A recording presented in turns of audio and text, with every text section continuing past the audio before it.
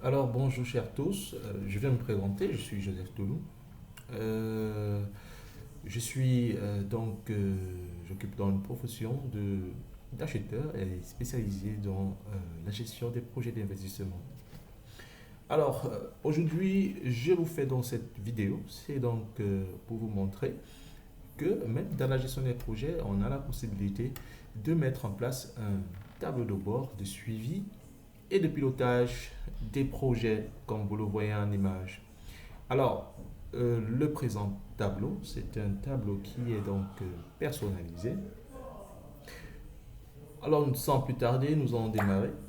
Ici, au niveau de la première cellule à votre extrême gauche, vous voyez numéro de projet. Ici, on estime qu'on peut avoir plusieurs projets. D'accord. Il est donc question de les chiffrer. Par la suite, nous avons le libellé projet. D'accord. Dans cette cellule, nous renseignons tout simplement les différents projets que nous avons. Alors ici, vous constatez qu'il y a une répétition. Projet 1, projet 1, projet 1. Alors on a 5 lignes parlant du même projet. Alors c'est tout simplement parce que dans le pilotage de certains projets, nous pouvons avoir plusieurs étapes. D'accord. Alors, la première étape, ici, nous avons la réception du cahier des charges qui est un préliminaire parce qu'avant de démarrer le traitement d'un projet, il est question pour vous d'avoir assez de détails, assez de spécifications sur le besoin de votre client.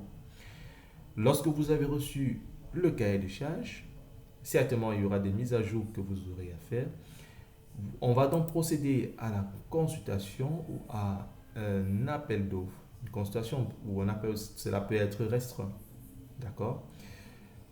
Par la suite, lorsque vous avez consulté, vous avez reçu les offres, on procède dedans au dépouillement et ensuite à la synthèse du dépouillement.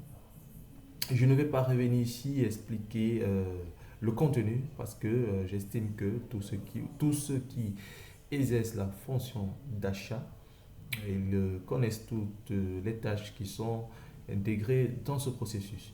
Alors, par la suite, lorsqu'on a terminé le dépouillement et éventuellement la synthèse, nous pouvons passer à la rédaction du courrier ici, tout simplement pour matérialiser le fait que à l'issue du dépouillement, vous avez retenu un ou plusieurs prestataires et éventuellement ceux qui n'ont pas été retenus.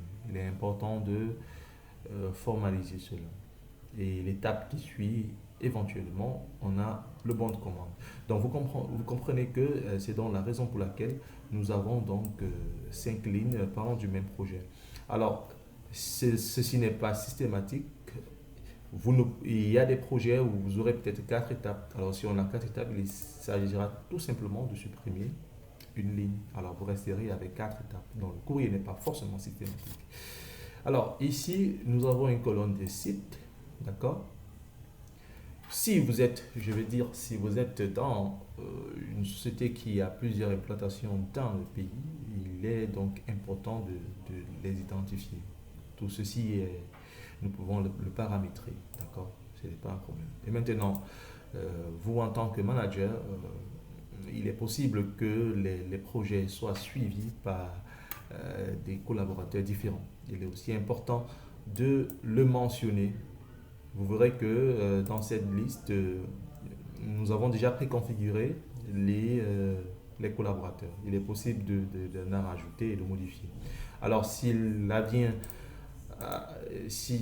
que vous renseigniez un collaborateur qui n'est pas dans ces listes, je vais vous le montrer. Disons que je vais mettre par exemple Samira. Vous voyez que Excel ne valide pas parce que ce collaborateur n'est pas connu du fichier. Alors, ce qui veut dire que on aura donc à actualiser la liste des collaborateurs. D'accord. OK. Et ici, éventuellement, les étapes sont déjà préconfigurées. Il est possible de les modifier. Ce qui veut dire que si je renseigne une étape qui n'est pas préenregistrée, Excel va se comporter de la même manière. Nous pouvons essayer. Alors, je vais renseigner n'importe quoi, disons traitement de fichiers. Je valide. Vous voyez, il se comporte de la même manière. Alors, nous avons fait une validation des données tout simplement pour limiter ou alors réduire les erreurs. Parce que vous savez, ce fichier, à la fin de cette période, il est possible de faire des analyses, d'accord? Et pour faire ou analyser les données, nous devons avoir vraiment des données fiables, justes et avec le minimum d'erreurs possible. Maintenant, nous avons la cellule code projet, d'accord? Code projet ici, là ça dépend de toute société, d'accord? Généralement, à chaque projet, on associe souvent des codes, d'accord? Ici, il est question tout simplement de les renseigner. Maintenant, vous voyez, nous avons date de début. Il s'agit tout simplement de la date de début de cette première étape qui est de la réception du cahier de charge. Date de début ici, vous voyez, je renseigne ici. Pourquoi? Parce que je me dis, c'est le jour où je prends connaissance du besoin avec mon demandeur, mais je n'ai pas encore reçu de cahier de charge. Et lui maintenant, dès ce jour, il s'engage à mettre à disposition le cahier de charge au plus tard le 24 janvier 2025. D'accord? Ça, c'est à titre prévisionnel, la date fin. Maintenant, on a la date fin réelle, le jour où le cahier de charge est finalement mis à disposition. Je renseigne la date. Ici, on a la durée réelle prévisionnelle. Et maintenant, on a la durée réelle. Vous voyez que lorsque le cahier de charge a été mis à disposition le 23 janvier, donc cela est arrivé un jour avant la durée prévisionnelle, donc la durée réelle est égale à 32 jours, donc inférieure à la durée prévisionnelle. Alors, on a une mise en forme conditionnelle ici qui fait en sorte que la police soit vête, d'accord?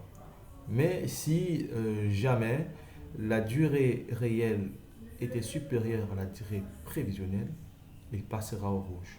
Alors, je vais démontrer. Mettons que cela a été mis à disposition le 27 janvier 2025. Vous voyez automatiquement, la police, au niveau de la durée réelle, la couleur de la police, elle est rouge. D'accord? Ok, maintenant, ici, on a une colonne de progression. En fait, le remplissage s'effectue par rapport à la date d'aujourd'hui. C'est-à-dire, vous verrez qu'on a une condition, d'accord?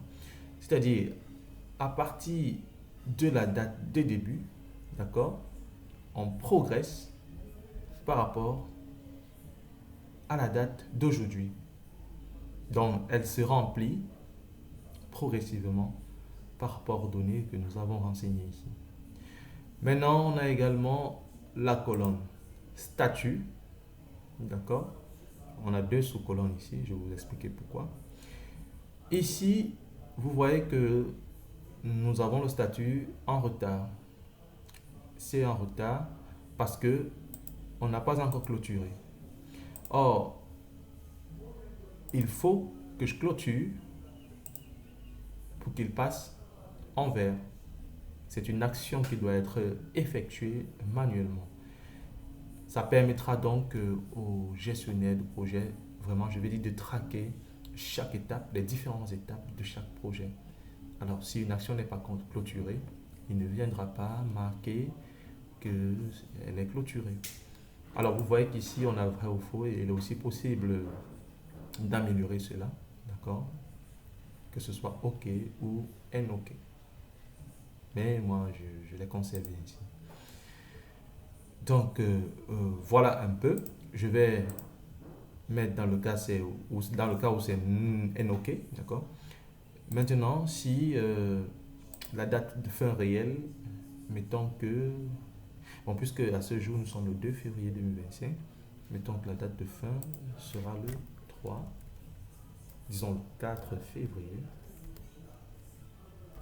2025. excusez-moi, on a un petit souci. Je vais revenir s'il vous plaît. Ok.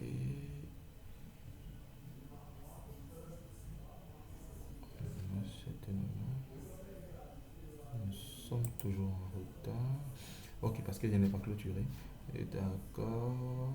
Si on devait mettre à disposition.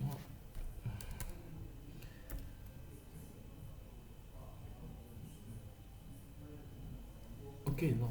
Ok. Nous sommes plutôt à la date de fin réelle, s'il vous plaît. Si la date de fin prévisionnelle est égale au 10 février. Voilà. Au 10 février, vous voyez que je vais effacer ici.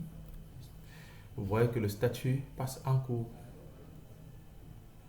Or, il peut arriver que cette étape soit terminée, finalisée avant.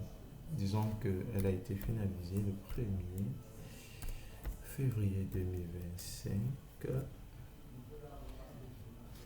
C'est normal qu'elle soit toujours en cours parce que la date fin est toujours... nous avons toujours de la marge. Maintenant, vous voyez que la durée réelle est 38, elle est ouverte. Ici, il faut donc clôturer manuellement pour que le statut passe au vert, clôturé. D'accord. Donc, vous avez donc constaté que, regardez donc au niveau de la deuxième étape, elle devait commencer, ici la deuxième étape, il s'agit de la consultation ou l'appel d'offres. La deuxième étape devait commencer le 25 janvier 2025. D'accord. Et s'achever le 29 janvier 2025. La date fin réelle, elle est du 28 janvier 2025. En réalité, c'est une belle performance parce que vous avez achevé l'étape bien avant. Il reste en rouge parce que vous n'avez pas clôturé cette étape. Il faudra donc clôturer pour qu'elle passe au vert. D'accord. Et vous, en tant que manager, c'est un tableau qui doit être suivi quotidiennement, c'est-à-dire chaque jour, vous devez l'animer. Ça vous permet donc de mieux suivre l'ensemble de vos projets. Ici également, vous avez une mise en forme conditionnelle, d'accord, qui vous permet de délimiter tout simplement des projets pour une meilleure visibilité. C'est pourquoi vous voyez ici le projet 2, d'accord, le projet 2 est en surbrillance. Au fur et à mesure que vous allez évoluer, ça se comportera ici. Maintenant, on va regarder le calendrier. D'accord. Ici, je vais arrêter, je vais enlever. D'accord. Du février. D'accord. De l'autre côté, vous avez le calendrier, d'accord. C'est tout simplement pour avoir une visibilité, d'accord, au niveau de l'agenda, d'accord. Comme nous sommes en 2025, disons que je vais afficher 2025. Ici, vous voyez que vous avez une visibilité d'où le projet commence, d'accord. C'est vrai qu'il commence depuis, si nous venons sur cette ligne, il a commencé en décembre 2024. Alors, je peux afficher 2024, mois de décembre, vous verrez qu'il est bien là. C'est bien le 11, d'accord. Et comme il se poursuit jusqu'en février, jusqu'au 10 février, je vais donc afficher février. Vous voyez qu'il continue. Il doit s'achever le 10. Donc c'est pour avoir une visibilité sur le calendrier, sur l'ensemble des activités qui sont en cours. Vous pouvez tout simplement faire un filtre sur chaque mois, janvier. Vous voyez, vous verrez tous les projets qui sont en cours sur votre calendrier. Il y a une autre mention que je devrais ajouter. Ici, dans le calcul de la durée prévisionnelle et la durée réelle, d'accord, on exclut les week-ends. On exclut les week-ends. On ne considère pas les week-ends comme étant des jours ouvrés, d'accord. Cela n'intègre pas les week-ends dans notre calcul, au niveau de la formule. Et là aussi, possible d'effectuer la configuration par rapport à vos zones géographiques. On peut intégrer des jours fériés, d'accord? Mais je ne l'ai pas intégré ici parce que cela dépendra donc de votre zone géographique. Alors, plus haut, vous avez donc des segments, d'accord? Si vous recherchez particulièrement les activités, je vais dire, d'un collaborateur, vous pourrez décider de l'afficher ainsi, d'accord? Ça dépend de ce que vous cherchez. Si vous voulez voir l'avancement d'un code projet, vous sélectionnez. Ou alors, si vous voulez voir tous les projets, c'est-à-dire le statut des projets qui sont au niveau de la consultation, vous verrez si les données sont renseignées. Et par statut, tous les statuts en cours ou alors en retard ou à commencer. Donc voilà, c'était donc cette vidéo sur ce tableau de bord que vous pouvez utiliser, peu importe la structure dans laquelle vous vous retrouvez. Nous sommes arrivés au thème de cette vidéo. Alors pour tous ceux qui auront besoin de ce tableau de bord, n'hésitez pas à me laisser un commentaire et votre adresse email. Alors je vous souhaite de passer une agréable journée et une agréable année. Merci.